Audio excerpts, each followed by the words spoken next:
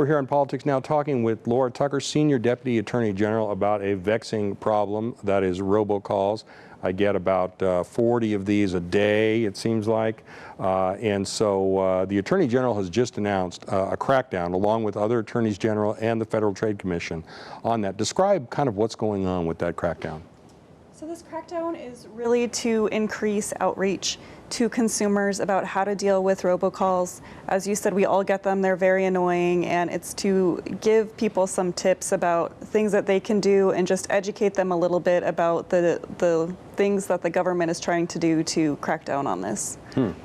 And I know one of the aspects of the crackdown is a consumer education component, talking to people about how they ought to deal with these calls, what they ought to do, what they ought to not do. What are some two or three of the top tips that you're giving consumers to watch out for when they get these kind of calls? Well, first of all, one of the first things that you should do is, if you think that this is not a legitimate call, if you're going to answer it all, as soon as you figure out it's not legitimate, hang up. There's nothing wrong with hanging up. It's perfectly fine. Another thing that you can do is install some call blocking software. Some of the phone companies, the cell phone companies, the providers actually allow you to block some of these calls if you call them up, or if you search online and figure out what code you need to put in so that you can block some of these spam calls. You can also get an app that will help you block it so that you don't even have to see these calls, and you get fewer calls during the day. Yeah, I know on the iPhone you can block a caller that comes in. One of the things that makes it difficult is the fact that these calls are spoofed. The numbers are spoofed. So it looks like somebody with my same area code and my same cell phone prefix is calling. So I look at that and I think, well, this is probably a legitimate call. And you answer, and of course it's the recorded voice, and you get frustrated and hang up and eventually stop answering your phone unless that person's actually in your contacts and your name comes up. That makes it difficult for people too when the numbers are spoofed. Because it's not like you can call back and ask them to take you off the list.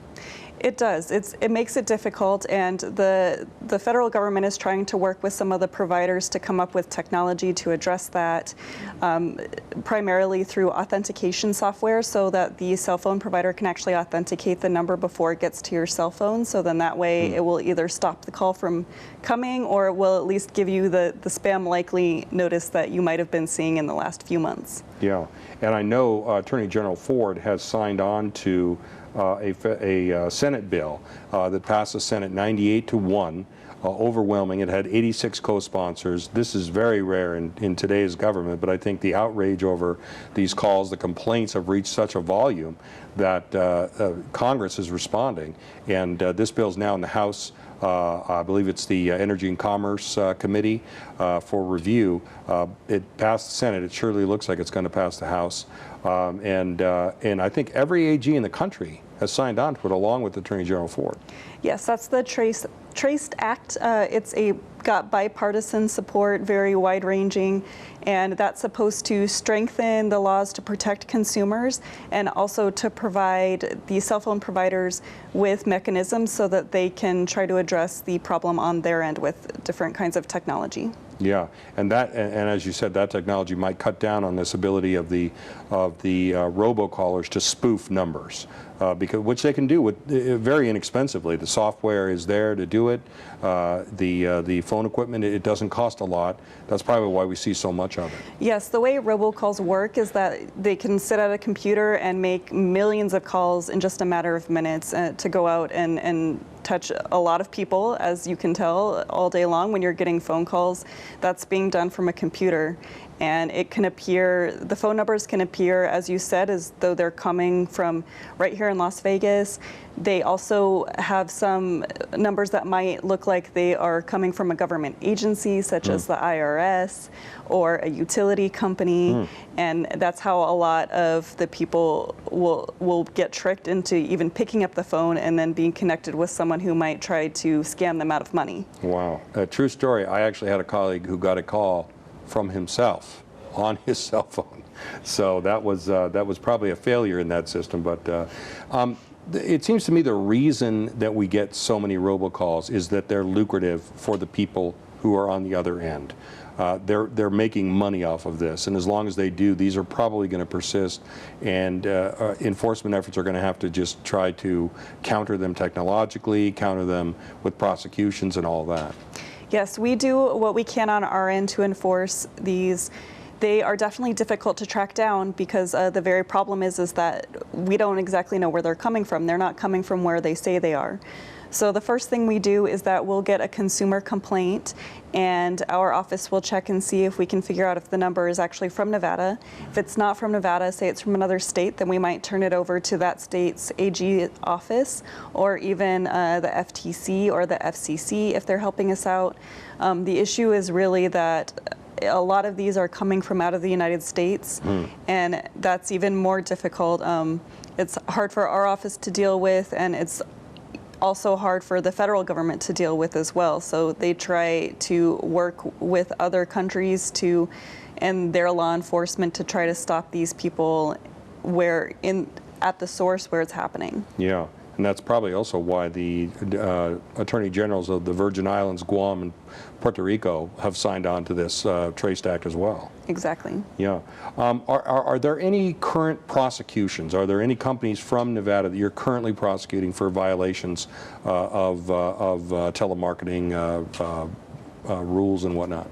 Well, all of our investigations until we file a lawsuit are actually confidential. So are there any lawsuits currently going on? Not as far as I know, no. Okay, yeah. And now your job, you're in the division that is there to protect consumers from fraud, and these robocalls, you know, I was telling you before the show, when I get them, I just hang up. And I think a lot of people, they do that. They hang up. When they hear it's the recorded voice, they just hang up. But there are some people who keep listening, and those are the people who eventually get defrauded to the tune nationally of billions of dollars. So that's a huge problem in the country. Yes, it really is. And the thing is that these people who are on the other end of the line they're very smart, and they like to play on your emotions and your fears to try to trick you into handing over your money. They'll say that they are from a local utility or from the IRS and you owe taxes, and they use scare tactics such as saying that they're going to arrest you or turn off your power if you don't pay right away. Sometimes they might use different social engineering techniques in order to get you out of your money. They also it's very easy to find some information online now. If you Google someone and their social media profile comes up, they might be able to pull a family member's name to use while they're on the phone with you, or some people might even have the last four of their social readily available online, and the person on the other end might have this information about you so that it sounds like they are calling from a legitimate company. Yeah.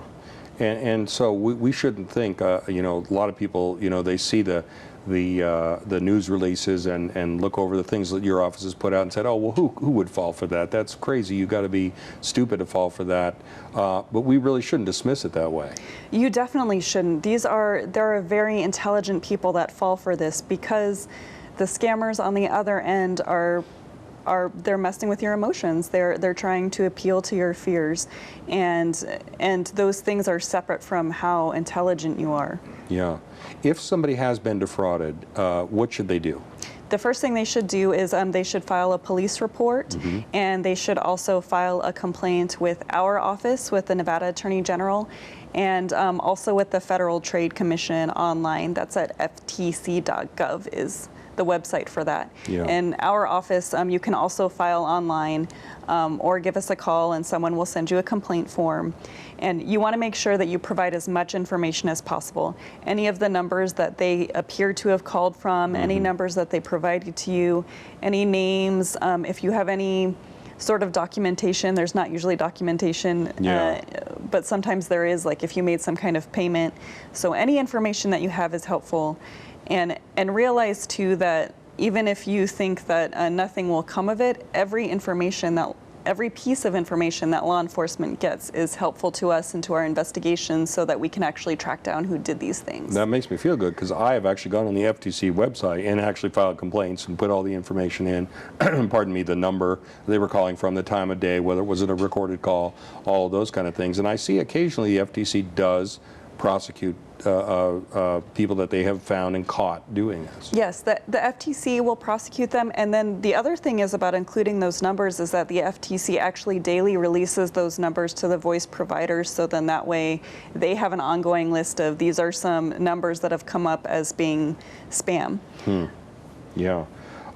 In terms of the AG's crackdown now, joining with the FTC, joining with the other attorneys general, obviously you're going to prosecute violators as you find them in your jurisdiction, whether it's a consumer complaint or maybe an AG from another state has informed you that somebody in Nevada is doing kind of this. What else is going on? What else is the office doing to combat fraud from robocallers?